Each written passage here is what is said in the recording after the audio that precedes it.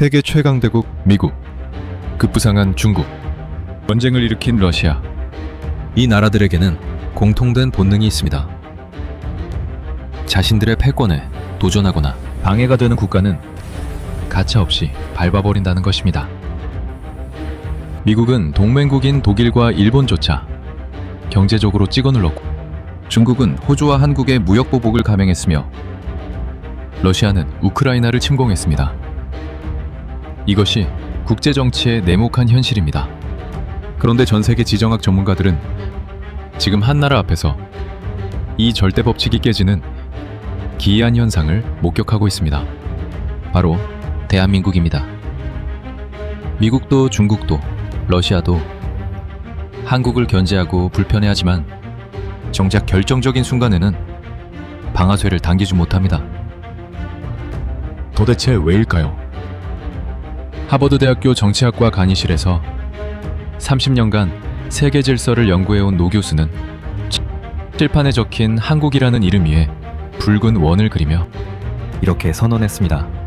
이건 우리가 알던 국가의 개념을 벗어났습니다. 한국은 강대국이 아니지만 한국이 사라지면 강대국들은 3일 안에 식물 인간이 됩니다. 오늘 우리는 강대국들이 한국을 혐오하면서도 동시에 구걸할 수밖에 없는 충격적인 이유, 이른바 노드국가 이론의 실체를 공개합니다. 영상 시작 전에 좋아요와 구독 버튼 꼭 한번 눌러주세요. 여러분의 응원이 저에겐 큰 힘이 됩니다. 그럼 바로 시작하겠습니다. 2024년 가을 붉은 단풍이 창밖을 물들이던 미국 하버드 대학교의 한 대형 강의실. 국제정치학계의 거두이자 30년 넘게 세계 질서를 연구해 온 에드워드 콜린스 교수는 칠판에 복잡한 세계 지도를 그려놓고 열변을 토하고 있었습니다. 그의 강의는 언제나 인기 만점이었습니다. 냉철한 데이터와 날카로운 통찰력으로 강대국들의 숨겨진 패권 전략을 발가벗기기 때문입니다. 이날의 주제 역시 힘의 논리였습니다. 강대국은 자신의 패권을 유지하기 위해 잠재적 경쟁자를 반드시 사전에 밟아놓는다. 이것이 그가 평생을 바쳐 증명해 온 국제정치의 제1원칙이었습니다. 그는 칠판에 화살표를 그어가며 자신만만하게 설명했습니다. 여러분, 역사를 보십시오. 미국은 중국이 부상하자 관세 폭탄을 던지고 반도체 제재를 가했습니다. 러시아를 보십시오. 우크라이나가 서방과 가까워지자 가스관을 잠그고 탱크를 밀어 넣었습니다. 이것이 제국의 생리입니다. 힘센 자는 약한 자가 기어오르는 것을 절대 용납하지 않습니다. 대회는 없습니다. 그때 강의실의 무거운 정적을 깨고 한 학생이 손을 번쩍 들었습니다. 항상 맨 앞줄에 앉아 날카로운 질문을 던지던 3학년 학생 다니엘이었습니다. 교수님의 이론대로라면 설명되지 않는 나라가 하나 있습니다. 콜린스 교수는 안경을 고쳤으며 여유롭게 물었습니다. 그게 어디인가? 다니엘은 짧지만 단호하게 대답했습니다. 대한민국입니다. 순간 강의실에 있던 60명의 학생이 일제히 웅성거리기 시작했습니다. 다니엘의 질문은 계속되었습니다. 교수님 말씀대로라면 미국, 중국, 러시아 모두 한국을 압박해야 정상입니다. 실제로 그들의 전략 문서에는 한국을 경계 대상이자 잠재적 위협으로 분류하고 있습니다. 그런데 이상합니다. 견제는 하는데 타격은 하지 않습니다. 경고는 하는데 제재는 없습니다. 마치 시한폭탄을 다루듯 조심스러워합니다. 중국은 호주가 말 한마디 잘못했다고 석탄 수입을 금지해버렸고, 미국은 일본이 경제로 위협하자 플라자 합의로 잃어버린 30년을 선물했습니다. 그런데 왜 한국만 예외입니까? 이게 교수님의 힘의 논리로 설명이 됩니까? 콜린스 교수는 들고 있던 마커 펜을 천천히 교탁 위에 내려놓았습니다. 30년간 강대국의 패권 전략을 연구해 온 그였지만 이 당돌한 질문 앞에서는 말문이 막혔습니다. 학생의 말이 맞았습니다. 강대국들은 자비가 없습니다. 자신의 이익을 위해서라면 동맹국의 팔다리도 서슴없이 자르는 것이 그들의 방식입니다. 그런데 한국만은 달랐습니다. 중국은 사드 보복 때 한국을 죽일 듯이 위협했지만 결국 한국산 반도체 수입은 막지 못했습니다. 미국은 인플레이션 감축법으로 전 세계 제조업을 블랙홀처럼 빨아들이면서도 한국 기업들에게는 예외 조항을 적용하며 달래기에 바빴습니다. 러시아조차 우크라이나 전쟁 중 한국을 비우호국으로 지정했지만 한국 기업들이 러시아를 떠나지 않기를 간절히 바라고 있습니다. 도대체 왜일까요? 한국이 무서워서일까요? 아닙니다. 한국은 강대국이 아닙니다. 영토도 작고 자원도 없습니다. 그렇다고 동맹이라서 봐주는 것일까요? 국제 정치에 영원한 친구는 없습니다. 콜린스 교수는 칠판에 그려진 자신의 도식을 멍하니 바라보았습니다. 깔끔하고 완벽해 보였던 자신의 이론이 한국이라는 작은 변수 앞에서 무너져 내리고 있었습니다. 강의실의 공기는 무거워졌고 학생들의 시선은 교수의 입을 향했습니다. 그는 잠시 침묵하더니 칠판에 그려진 한국 지도 위에 붉은색으로 동그라미를 쳤습니다. 그리고 천천히 입을 열었습니다. 자네 말이 맞네 다니엘. 나도 오랫동안 이 문제를 고민해왔지. 우리는 지금까지 한국을 잘못 보고 있었다. 우리는 한국이 미국의 동맹이라서 혹은 중국의 파트너라서 살아남았다고 생각했다. 하지만 그게 아니었어. 한국은 살아남은 게 아니라 그들이 살려둘 수밖에 없었던 것이다. 교수의 이 한마디는 강의실에 있던 모든 학생에게 전율을 안겨주었습니다. 그는 그날 밤 연구실로 돌아와 전 세계의 전략 문서를 다시 파헤치기 시작했습니다. 미국 펜타곤의 국방 전략서, 중국 공산당의 내부 문건, 러시아 크렘린궁의 에너지 보고서까지. 그리고 마침내 그는 그동안 학계가 놓치고 있었던 거대한 퍼즐 조각 하나를 발견하게 됩니다. 그것은 단순히 한국이 강하다는 차원의 문제가 아니었습니다. 한국이라는 나라가 세계라는 거대한 기계, 장치 속에서 어떤 부품으로 작동하고 있는가에 대한 구조적인 공포였습니다. 이때까지만 해도 콜린스 교수는 몰랐습니다. 자신이 발견한 이 작은 퍼즐 조각이 앞으로 전개될 세계 질서의 판도를 완전히 뒤집어 놓을 충격적인 진실의 서막이라는 사실을 말입니다. 콜린스 교수가 발견한 것은 국제 정치학 교과서에는 나오지 않는 새로운 개념이었습니다. 그는 이것을 노드 국가 이론이라고 명명했습니다. 노드란 네트워크에서 선과 선이 만나는 연결점을 뜻합니다. 그물망에서 매듭이 하나 풀리면 그물 전체가 헐거워지듯 세계 경제라는 거대한 그물망에서 한국이라는 매듭이 풀리면 시스템 전체가 붕괴된다는 이론이었습니다. 이것은 단순한 경제적 의존도를 뛰어넘는 구조적인 인질극이었습니다. 다음 날 콜린스 교수는 다시 강의실에 섰습니다. 학생들의 눈빛은 전날보다 더욱 초롱초롱하게 빛나고 있었습니다. 교수는 칠판에 두 개의 화살표를 그렸습니다.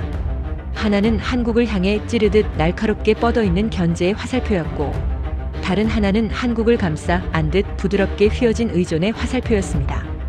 이 두 개의 화살표가 동시에 한국을 가리키고 있었습니다. 이것이 바로 강대국들이 처한 딜레마입니다. 그들은 한국을 견제하고 싶어 하지만 동시에 한국에 의존해야만 살 수 있습니다. 이 모순적인 상황이 한국을 건드릴 수 없는 불가침의 영역으로 만들고 있는 것입니다.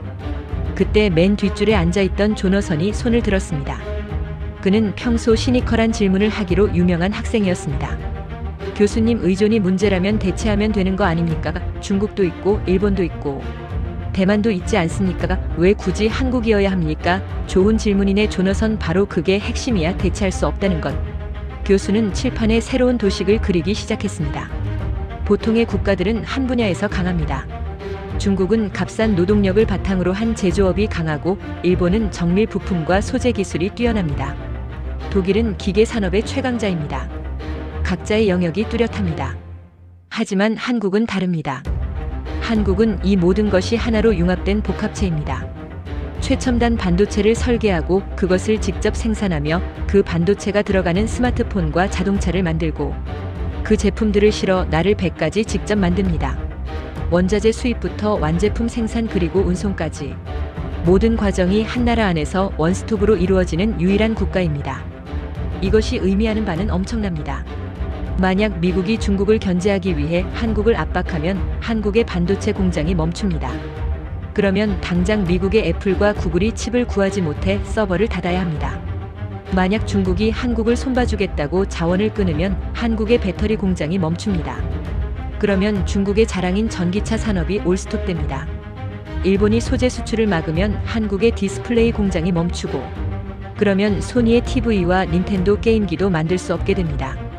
이것은 마치 거미줄과 같습니다. 한국이라는 거미줄을 건드리는 순간 그 진동이 전 세계로 퍼져나가 결국 공격한 당사자에게 되돌아오는 구조입니다.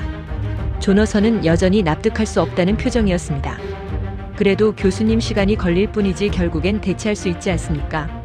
미국이 직접 공장을 지으면 되지 않습니까? 교수는 씁쓸하게 웃으며 대답했습니다. 시간, 자네가 아주 중요한 단어를 말했네. 바로 그 시간이 문제야. 산업 하나를 대체하는 데는 최소 5년에서 10년이 걸리네. 공장을 짓고 장비를 들이고 숙련된 인력을 키워내는데 걸리는 시간이지. 그런데 한국이 빠지면 반도체, 조선, 배터리, 디스플레이, 철강 등 5개 핵심 산업이 동시에 멈춘다네. 전 세계가 5년 동안 스마트폰도 없이, 자동차도 없이, 배도 없이 살 수 있을까? 그 5년 동안 발생할 수천 조 달러의 손실을 감당할 수 있는 나라가 있을까? 아무도 대답하지 못했습니다. 강의실은 침묵에 잠겼습니다. 교수는 칠판에 적힌 시간이라는 단어 밑에 굵은 밑줄을 그었습니다. 현대 사회에서 시간은 곧 생존입니다. 전쟁이 터졌는데 무기를 만들 공장을 짓느라 3년을 기다릴 수는 없습니다. 전염병이 돌았는데 백신을 담을 용기를 만드느라 1년을 허비할 수는 없습니다. 지금 당장 필요합니다. 그리고 지금 당장 이 모든 것을 해낼 수 있는 나라는 지구상의 대한민국 하나뿐입니다. 이것이 바로 한국이 가진 대체 불가능성의 실체입니다. 한국은 강해서 살아남은 것이 아니라 필요해서 살아남은 것입니다. 강대국들은 힘으로 상대를 누르지만 한국은 구조로 버팁니다. 누르는 순간 자신들의 시스템이 붕괴된다는 공포. 그 공포가 한국을 지키는 가장 강력한 방패가 된 것입니다. 그날 강의가 끝난 후 콜린스 교수는 연구실 창밖을 바라보며 깊은 생각에 잠겼습니다. 그는 30년간 강대국의 힘을 연구해왔지만 이런 경우는 처음이었습니다. 총 한 방 쏘지 않고 핵무기 하나 없이 세계 최강국들의 손발을 묶어버린 나라. 이것은 우연이 아니었습니다. 한국인들이 지난 70년간 피와 땀으로 쌓아올린 치밀하고도 정교한 생존 전략이었습니다. 그리고 교수는 문득 궁금해졌습니다. 도대체 이 나라는 어떻게 그 짧은 시간 안에 이런 괴물 같은 시스템을 완성할 수 있었을까? 단순히 열심히 일해서 아니면 천재적인 지도자가 있어서 아니었습니다. 그 비밀은 바로 한국인들만이 가진 독특한 속도에 숨겨져 있었습니다.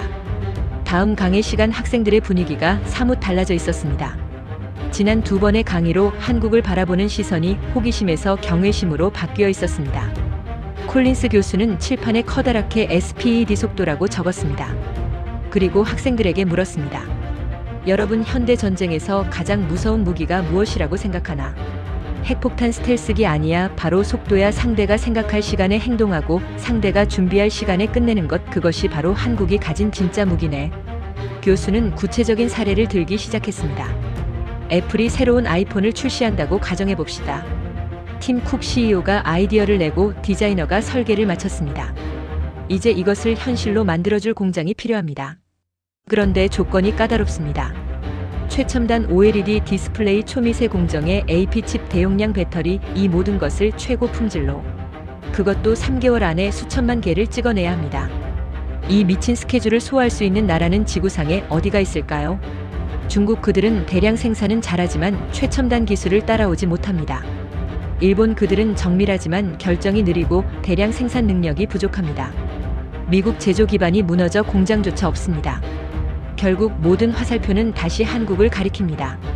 삼성 디스플레이는 주문을 받고 8주 안에 생산 라인을 세팅합니다. SK 하이닉스는 경쟁사들이 1년 걸릴 공정을 6개월 만에 끝내버립니다. 이것은 단순한 빠름이 아닙니다. 압축 성장과 초격차 전략으로 다져진 한국인 특유의 빨리빨리 DNA가 산업 시스템으로 진화한 결과입니다. 교수는 칠판에 숫자를 적어 나갔습니다.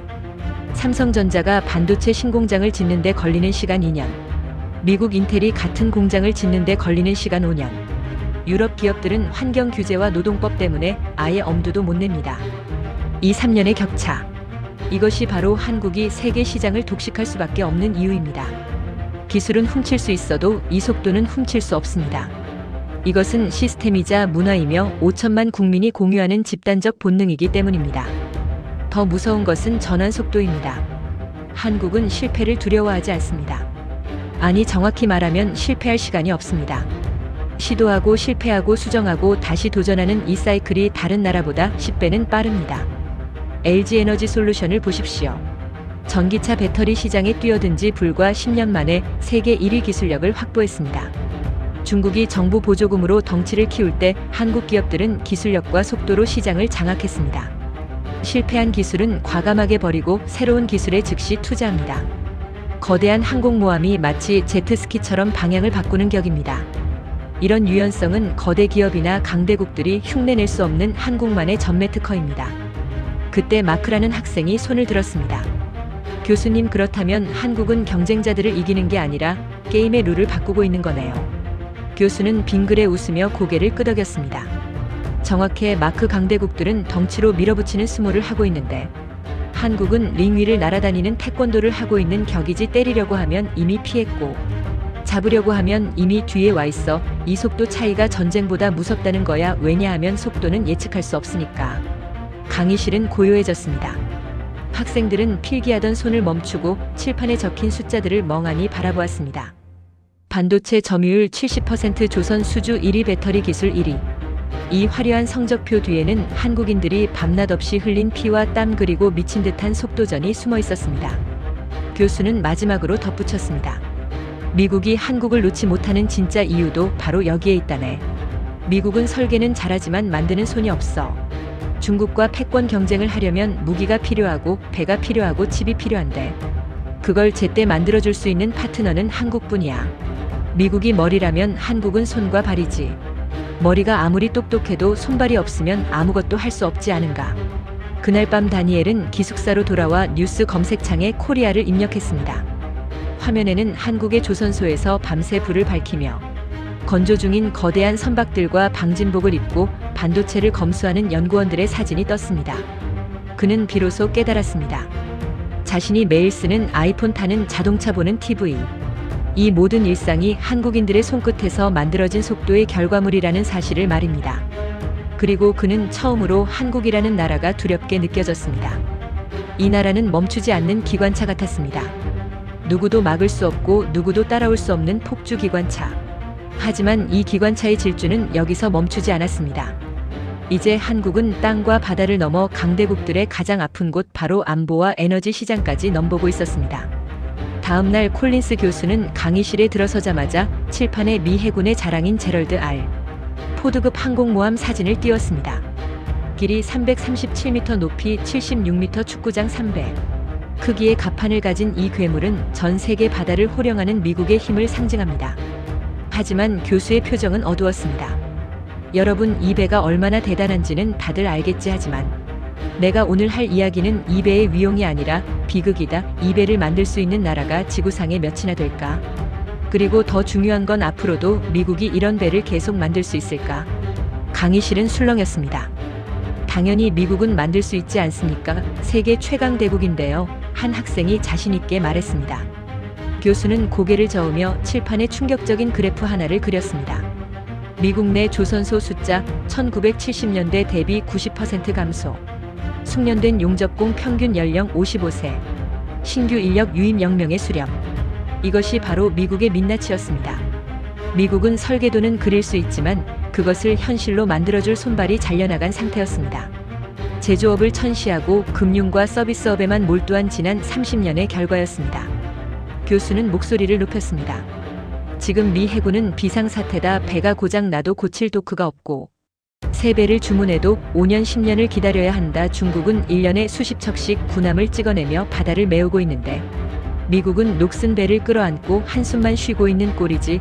이게 바로 패권국의 몰락 징후다. 스스로를 지킬 무기를 남의 손에 맡겨야 하는 순간 제국은 무너진다. 그때 에밀이라는 여학생이 손을 들었습니다. 그녀는 중국계 미국인으로 평소 미중 관계에 관심이 많았습니다. 교수님, 그럼 미국은 어떻게 해야 합니까? 다시 조선소를 지으면 되지 않습니까? 교수는 쓴웃음을 지었습니다. 에밀리, 조선소는 편의점처럼 뚝딱 지을 수 있는 게 아니야. 도크 하나를 파는 데만 3년 크레인을 세우고 장비를 들이는데 또 2년. 가장 중요한 건 사람이야. 숙련된 기술자를 키워내는 데는 최소 10년이 걸려. 지금 당장 시작해도 20년 뒤에나 정상화될까 말까야. 그런데 중국이 20년을 기다려줄까? 강의실에 침묵이 흘렀습니다. 미국인 학생들의 얼굴에는 당혹감이, 중국계 학생들의 얼굴에는 묘한 긴장감이 흘렀습니다. 그렇다면 답은 하나뿐이네. 이미 모든 것을 갖춘 나라의 손을 빌리는 것, 시간을 돈으로 사는 것. 그게 어딘지 다들 짐작하겠지. 학생들은 일제히 한 나라의 이름을 떠올렸습니다. 대한민국. 교수는 칠판에 한국과 미국의 조선업 경쟁력을 비교하는 표를 그렸습니다. 한국 대형 조선소 연간 생산 능력 1000만 톤 이상, 미국 30만 톤 미만, 무려 30배 이상의 격차였습니다. 한국은 군함과 상선을 동시에 찍어내고 납기일은 칼같이 지키며 가격은 미국의 절반 수준이었습니다. 심지어 미국도 포기한 쇄빙선 기술까지 독점하고 있습니다. 미국 펜타곤 장군들이 한국 거제도의 조선소를 방문했을 때 그들은 입을 다물지 못했습니다. 그들이 꿈꾸던 이상적인 병참 기지가 바로 그곳에 실존하고 있었기 때문입니다. 결국 미국은 자존심을 굽히고 한국에 손을 내밀었습니다. 미 해군 함정의 유지 보수 MRO 사업을 한국에 맡기기로 한 것입니다. 이것은 단순한 하청이 아닙니다. 미국의 안보를 한국의 손에 맡기겠다는 항복 선언이나 다름없습니다. 태평양을 지키는 미군 함정들이 한국 조선소에서 수리를 받고 기름칠을 해야만 다시 바다로 나갈 수 있게 된 것입니다. 이제 한국이 파업을 하면 미 해군은 멈춥니다. 한국이 등을 돌리면 미국의 바다는 뚫립니다. 교수는 마지막으로 묵직한 한마디를 던졌습니다. 우리는 그동안 한국이 미국의 보호를 받는다고 생각했다. 주한미군이 철수하면 한국은 끝장이라고 믿었지. 하지만 이제는 반대가 되었다. 한국이 미국을 지켜주지 않으면 미국의 패권이 끝장나는 시대가 온 거야. 이것이 바로 동맹의 역전이다. 강의가 끝나고 학생들은 멍하니 자리에 앉아 있었습니다.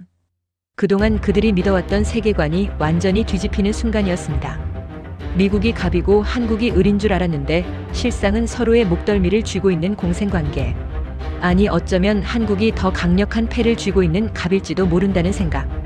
이 불편한 진실이 강희실을 무겁게 짓눌렀습니다. 그리고 이 진실은 바다 건너 또 다른 강대국 중국에게도 똑같이 적용되고 있었습니다. 중국 역시 한국이라는 덫에 걸려 꼼짝 못하고 있었으니까요. 미국의 약점이 바다 위에 떠있는 녹슨 배라면 중국의 약점은 땅속 깊은 곳에 묻혀 있습니다. 다음 날 콜린스 교수는 칠판에 거대한 중국 지도를 그렸습니다. 그리고 그 위에 촘촘하게 얽힌 붉은 선들을 그려 넣었습니다. 이것은 중국이 자랑하는 1:1로 프로젝트이자 전 세계를 자신들의 영향력 아래 두려는 야심찬 계획이었습니다. 중국은 돈으로 약소국들을 매수하고 자원으로 선진국들을 협박하며 거침없이 팽창했습니다. 말을 듣지 않으면 호주처럼 석탄 수입을 막아버리거나 필리핀처럼 바나나를 썩게 만들었습니다.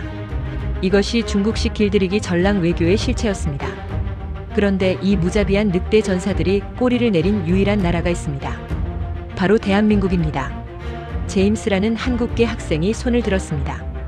교수님, 중국은 사드 배치 때 한국을 엄청나게 괴롭히지 않았습니까? 롯데마트를 쫓아내고 한류를 금지하고 관광객을 끊어버렸죠. 한국 경제가 큰 타격을 입었던 걸로 기억합니다. 교수는 고개를 끄덕였습니다. 맞네, 제임스. 표면적으로는 한국이 두들겨 맞은 것처럼 보이지 하지만 결과를 보게 중국이 한국을 완전히 굴복시켰나, 사드를 철수시켰나, 아니면 한국 기업들이 중국에 무릎을 꿇었나. 아니야, 오히려 정반대일세. 교수는 칠판에 반도체 웨이퍼 사진을 붙였습니다. 중국이 한국을 때리다가 멈춘 이유가 바로 여기 있네. 중국은 반도체 굴기를 외치며 수천조 원을 쏟아부었지만 여전히 핵심 기술은 한국에 종속되어 있어. 화웨이의 스마트폰도 샤오미의 가전제품도 알리바바의 서버도 한국산 메모리 없이는 작동하지 않아. 만약 중국이 한국을 너무 세게 때려서 한국이 반도체 수출을 끊어버리면 어떻게 될까? 중국 전자산업 전체가 마비돼 수백만 명의 실업자가 발생하고 공산당의 통치 기반이 흔들리게 되지. 이것은 중국 지도부가 가장 두려워하는 시나리오야. 실제로 중국은 사드 보복 당시에도 반도체만큼은 건드리지 못했습니다. 다른 건 다 막아도 반도체 수입은 오히려 늘렸습니다. 한국 기업들이 중국을 떠나 베트남과 인도로 공장을 옮기자 다급해진 건 오히려 중국 지방 정부들이었습니다. 세금이 줄고 일자리가 사라지자 그들은 한국 기업들을 붙잡기 위해 온갖 혜택을 제시하며 매달렸습니다. 한국은 중국이라는 거대한 시장을 잃었지만 대신 중국 리스크를 털어내고 체질을 개선했습니다. 오히려 중국이 한국 기술 없이는 홀로 서기가 불가능하다는 약점만 전 세계에 노출한 꼴이 되었습니다. 교수는 목소리를 낮추며 말했습니다. 이것이 바로 상호 확증 파괴의 경제학 버전이네. 핵무기를 가진 나라끼리 전쟁을 못하듯 한국을 공격하는 건 중국 자신에게 총을 쏘는 것과 같아. 그래서 중국은 전략을 바꿨어. 압박이 아니라 관리로 말이야.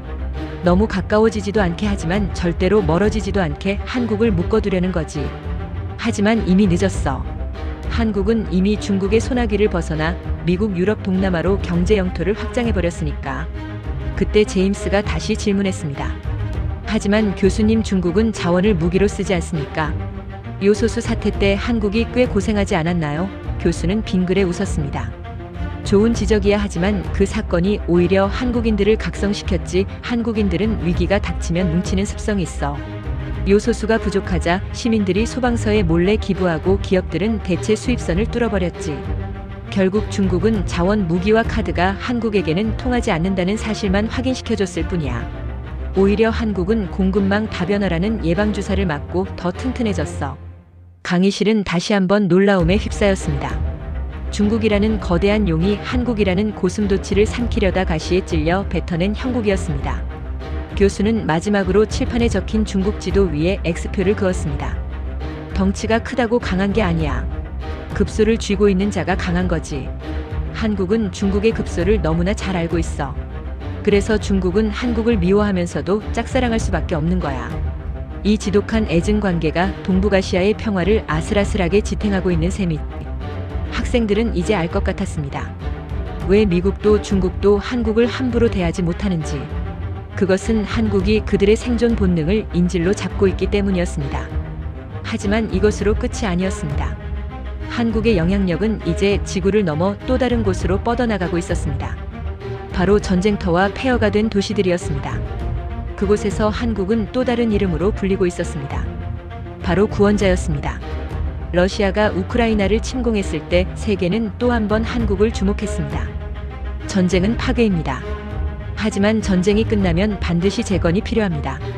무너진 도시를 세우고 끊어진 다리를 잇고 멈춰버린 발전소를 다시 돌려야 합니다. 이 거대한 프로젝트를 수행할 수 있는 나라는 전 세계에 몇 안 됩니다.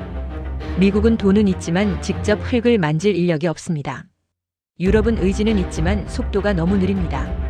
중국은 자본은 있지만 품질을 믿을 수 없고 무엇보다 정치적 속셈이 너무 뻔합니다. 결국 남은 선택지는 하나 대한민국입니다. 콜린스 교수는 칠판에 폐허가 된 우크라이나의 도시 사진을 띄웠습니다. 여러분, 이 도시를 다시 사람이 살 수 있는 곳으로 만드는데 얼마나 걸릴 것 같나? 유럽의 건설사들은 20년이라고 말했어. 하지만 한국의 건설사들은 5년이면 충분하다고 답했지. 이것은 허풍이 아니야.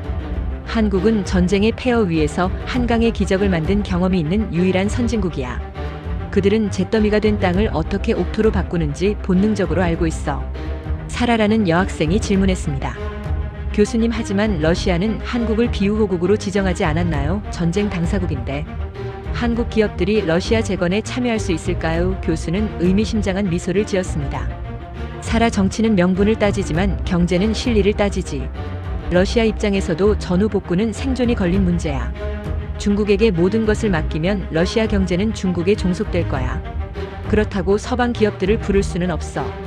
러시아에게 한국은 가장 안전하고 효율적인 파트너야. 정치적으로는 껄끄럽지만 기술적으로는 대체 불가능하니까. 실제로 러시아 극동 지역의 에너지 개발 현장에는 여전히 한국 기술자들이 남아있어. 그들이 철수하면 러시아의 가스전도 멈추거든. 이것은 중동에서도 마찬가지입니다. 사우디아라비아의 빈살만 왕세자가 꿈꾸는 미래 도시 네옴시티. 총 사업비 670조 원이 걸린 단군 이래 최대의 토목 공사입니다. 전 세계 건설사들이 침을 흘렸지만 빈살만은 가장 먼저 한국 기업들을 불렀습니다. 이유는 간단했습니다. 약속을 지키는 나라니까. 사막 한가운데서 밤을 새워가며 기어이 공기를 맞춰내는 한국인들의 독종 같은 근성을 사우디 왕실은 이미 50년 전부터 경험해왔습니다. 1970년대 중동 붐 때 한국 근로자들이 보여준 피와 땀은 신뢰라는 이름의 자산이 되어 지금 돌아오고 있는 것입니다. 교수는 칠판에 적힌 신뢰라는 단어에 동그라미를 쳤습니다. 한국의 힘은 단순히 기술이나 속도에만 있는 게 아니야. 바로 이 신뢰야. 돈만 주면 영혼도 파는 용병이 아니라 한번 약속하면 손해를 보더라도 끝까지 지키는 파트너라는 믿음. 이것이 한국을 세계 건설 시장의 지배자로 만든 진짜 비결이지. 폴란드가 한국산 무기를 산 것도, 이집트가 한국산 원전을 짓는 것도 다 같은 이유야. 한국은 물건을 파는 게 아니라 신뢰를 파는 나라니까. 강의실의 분위기는 숙연해졌습니다. 학생들은 한국이라는 나라가 단순히 반도체나 잘 만드는 기술 국가가 아니라는 것을 깨달았습니다. 그 뒤에는 수십 년간 척박한 환경에서 맨손으로 기적을 일궈온 사람들의 땀과 눈물, 그리고 정직함이 깔려 있었습니다. 폐허에서 시작해 세계를 돕는 나라가 된 한국. 그 드라마틱한 여정 자체가 전 세계 개발도상국들에게는 희망의 교과서가 되고 있었습니다. 교수는 강의를 마무리하며 칠판에 마지막 문장을 적었습니다. 한국은 이제 선택받는 나라가 아니다. 선택하는 나라다. 세계가 한국을 필요로 하는 만큼 한국도 세계를 골라 잡을 수 있는 위치에 올라섰다. 이것이 바로 21세기 새로운 권력의 탄생이다. 그날 밤 다니엘은 잠을 이루지 못했습니다. 한국이라는 나라가 가진 보이지 않는 힘. 그것은 총칼보다 강하고 돈보다 위대해 보였습니다. 그리고 그는 문득 궁금해졌습니다. 이 모든 것을 가능하게 만든 한국인들의 마음속에는 도대체 무엇이 들어있을까? 단순한 애국심, 아니면 돈에 대한 욕망? 아니었습니다. 그것은 훨씬 더 근원적이고 본능적인 무언가였습니다. 바로 내 것은 내가 지킨다는 처절한 주인의식이었습니다. 마지막 강의 시간 학생들의 눈빛은 완전히 달라져 있었습니다. 처음에는 그저 신기한 아시아의 작은 나라 정도로 생각했지만 이제는 두려움과 경외심이 섞인 눈으로 칠판을 바라보고 있었습니다. 콜린스 교수는 칠판에 지금까지 언급했던 단어들을 하나씩 적어 나갔습니다. 좀비 같은 생존 본능, 대체 불가능한 시간, 미친 듯한 속도, 그리고 신뢰. 이 모든 단어들이 가리키는 종착점은 하나였습니다. 바로 시스템입니다. 교수는 천천히 입을 열었습니다. 여러분, 우리는 지금까지 한국이 가진 개별적인 힘에 대해 이야기했네. 하지만 진짜 무서운 건 이 모든 것이 하나로 합쳐져 거대한 시스템이 되었다는 사실이야. 한국은 더 이상 반도체만 만드는 나라가 아니야. 배만 잘 만드는 나라도 아니지. 한국은 세계가 위기에 처했을 때 가장 먼저 해답을 내놓는 솔루션 국가가 되었어. 학생들은 고개를 끄덕였습니다. 팬데믹으로 전 세계가 마스크를 구하지 못해 발을 동동 구를 때 한국은 가장 먼저 진단 키트를 만들어 전 세계에 보급했습니다. 기후위기로 탄소 중립이 발등에 불이 되었을 때 한국은 수소 선박과 전기차 배터리로 해답을 제시했습니다. 우크라이나 전쟁으로 안보가 위협받을 때 한국은 즉시 무기를 공급하며 자유진영의 방패가 되었습니다. 이것은 우연이 아닙니다.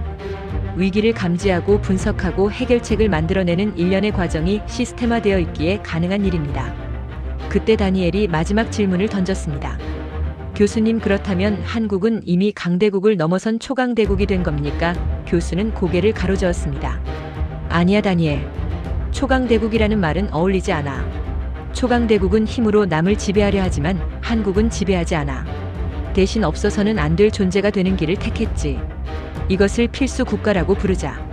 산소가 없으면 숨을 쉴 수 없듯이 한국이 없으면 세계는 돌아가지 않아. 이것이 한국이 도달한 궁극의 위치야. 교수는 칠판에 그려진 한국 지도 주위에 수많은 선을 그어 세계 지도와 연결했습니다. 마치 심장에서 뻗어나간 혈관처럼 한국은 전 세계와 촘촘하게 연결되어 있었습니다. 이 혈관을 끊으면 세계는 마비됩니다. 미국도 중국도 유럽도 이 혈관에 의존해 생명을 유지하고 있습니다. 그래서 아무도 한국을 공격할 수 없고 아무도 한국을 무시할 수 없는 것입니다. 한국은 스스로를 시스템 그 자체로 만들어버림으로써 영원한 생존을 보장받은 셈입니다. 강의실은 고요해졌습니다. 학생들은 한국이라는 나라가 단순히 경제적으로 부유한 나라가 아니라 인류 문명을 지탱하는 거대한 기둥 중 하나라는 사실을 깨달았습니다. 그 기둥이 무너지면 지붕이 무너지고 집 전체가 붕괴된다는 사실. 그것이 바로 강대국들이 한국을 딜레마라고 부르는 진짜 이유였습니다. 교수는 마지막으로 칠판에 적힌 코리아라는 글자 밑에 굵은 밑줄을 그었습니다. 이 나라는 작지만 거대하다. 영토는 좁지만 영향력은 무한하다. 그리고 가장 중요한 건 이 나라의 전성기는 아직 오지 않았다는 것이다. 세계가 복잡해질수록, 위기가 닥칠수록 한국의 가치는 더욱 빛날 것이다. 이것이 내가 30년 연구 끝에 내린 결론이다. 강의가 끝나고 학생들은 기립박수를 보냈습니다. 그 박수는 교수에게 보내는 것이기도 했지만 동시에 보이지 않는 곳에서 묵묵히 기적을 만들어 온 한국인들에게 보내는 찬사이기도 했습니다. 다니엘은 강의실을 나서며 생각했습니다. 한국은 미스터리가 아니다. 한국은 미래다. 우리가 가야 할 길을 미리 보여주는 나침반이다. 그리고 그는 결심했습니다. 언젠가 꼭 그 나라에 가서 그들의 눈을 직접 보고 확인하겠다고. 도대체 어떤 사람들이기에 이토록 불가능한 일들을 현실로 만들어냈는지 말입니다. 오늘 우리는 펜타곤의 비밀 보고서와 하버드 교수의 강의를 통해 대한민국이 가진 진짜 힘의 실체를 파헤쳤습니다. 그것은 단순히 돈이 많거나 무기가 강하다는 차원의 이야기가 아니었습니다. 세계가 무너질 때 가장 먼저 달려나가고 모두가 포기할 때 기어이 해답을 찾아내는 이 지독하고도 아름다운 생존 본능. 그것이 바로 한국을 대체 불가능한 존재로 만든 진짜 원동력이었습니다. 이제 시계를 조금 더 앞으로 돌려보겠습니다. 앞으로 펼쳐질 미래는 더욱 명확합니다. 강대국들의 패권 전쟁은 갈수록 치열해질 것이고, 세계는 미국 중심의 서방 진영과 중국, 러시아 중심의 반서방 진영으로 쪼개질 것입니다. 이 거대한 혼란의 소용돌이 속에서 많은 나라가 줄을 잘못 서서 몰락하거나 강대국의 눈치를 보며 시들해질 것입니다. 하지만 대한민국은 결코 가라앉지 않을 것입니다. 오히려 그 거친 파도를 타고 더 높이 올라갈 것입니다. 왜냐하면 한국은 어느 한쪽에 줄을 서는 나라가 아니라 모두가 줄을 서야만 하는 나라가 되었기 때문입니다. 미국은 중국을 견제하기 위해 한국의 첨단 기술이 필요하고, 중국은 미국에 맞서기 위해 한국의 중간재가 필요합니다. 유럽은 에너지 위기를 넘기기 위해 한국의 원전과 수소 기술이 필요하고, 러시아와 중동은 폐허를 재건하고 사막의 도시를 세우기 위해 한국의 건설 능력이 절실합니다. 한국은 이 복잡한 고차방 정식을 풀 수 있는 유일한 열쇠입니다. 세계가 분열될수록 양쪽 진영 모두와 대화할 수 있고, 양쪽 모두에게 필요한 물건을 파는 한국의 가치는 기하급수적으로 폭등할 것입니다. 이것이 바로 위기 속에 기회가 있다는 한국형 생존 법칙의 결정판입니다. 물론 위기는 계속될 것입니다. 인구 절벽은 우리 사회의 근간을 흔들 것이고, 북한의 핵 위협은 더욱 노골적으로 변할 것입니다. 경제 성장률은 둔화할 것이고, 내부의 갈등도 끊이지 않을 것입니다. 하지만 두렵지 않습니다. 한국인들은 언제나 위기라는 단어를 기회라는 단어로 바꿔 읽어온 사람들이기 때문입니다. 6.25 전쟁의 폐허 위에서 한강의 기적을 만들었고, 1997년 국가부도 사태에서 금을 모아 2년 만에 일어섰습니다. 자원 하나 없는 척박한 땅에서 세계 최고의 기술 강국을 건설했고, 문화 불모지에서 세계를 열광시킨 K컬처를 피워냈습니다.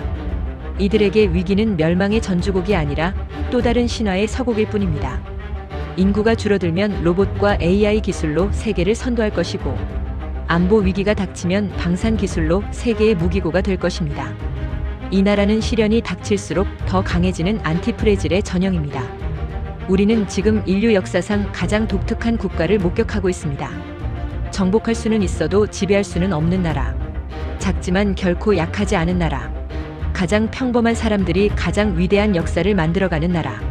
이것이 바로 대한민국입니다. 강대국들은 힘으로 세계를 지배하려 하지만 한국은 기술과 문화 그리고 신뢰로 세계를 감동시킵니다. 총칼로 뺏은 영토는 언젠가 돌려줘야 하지만 마음으로 얻은 영토는 영원합니다. 한국은 지금 전 세계인의 마음속에 코리아라는 지워지지 않는 영토를 넓혀가고 있습니다. 오늘 제가 준비한 펜타곤의 비밀 보고서는 여기까지입니다.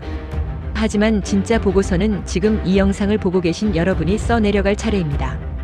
여러분의 하루하루가, 여러분이 땀 흘려 만드는 제품 하나하나가, 그리고 위기 때마다 빛나는 여러분의 눈빛이 바로 대한민국의 미래이자 전 세계가 두려워하는 그 힘의 실체이기 때문입니다. 누군가는 헬조선이라고 비하하고 누군가는 망해가는 나라라고 손가락질할지 모릅니다. 하지만 그들의 비웃음 소리보다 더 크게 들리는 것은 전 세계가 한국을 향해 보내는 찬사와 부러움의 함성입니다. 이제 가슴을 펴십시오. 여러분은 이미 증명했습니다. 여러분은 강대국의 눈치를 보는 약소국의 국민이 아닙니다. 세계가 주목하고 강대국들이 경계하며 인류가 필요로 하는 위대한 나라의 주인입니다. 지난 5,000년간 수많은 외세의 침략 속에서도 우리 민족을 지켜온 것은 왕이나 장군이 아니었습니다. 바로 이름 없는 의병들이었고, 금반지를 내놓던 할머니였으며, 기름때 묻은 옷을 입고 바다를 닦던 자원봉사자들이었습니다. 바로 당신이었습니다. 기억하십시오. 나라가 없으면 나도 없다는 그 마음 하나가 대한민국을 불멸의 국가로 만들었습니다. 그리고 그 불멸의 역사는 바로 당신으로부터 계속될 것입니다. 세계는 한국을 주목하고 있고 한국은 당신을 믿고 있습니다. 우리는 승리했고 승리하고 있으며 앞으로도 반드시 승리할 것입니다. 긴 영상 끝까지 함께 해주셔서 감사합니다. 오늘의 이야기가 가슴 뛰는 전율이 되었다면 구독과 좋아요로 함께 해주십시오. 대한민국은 당신이 있어서 강합니다. 감사합니다.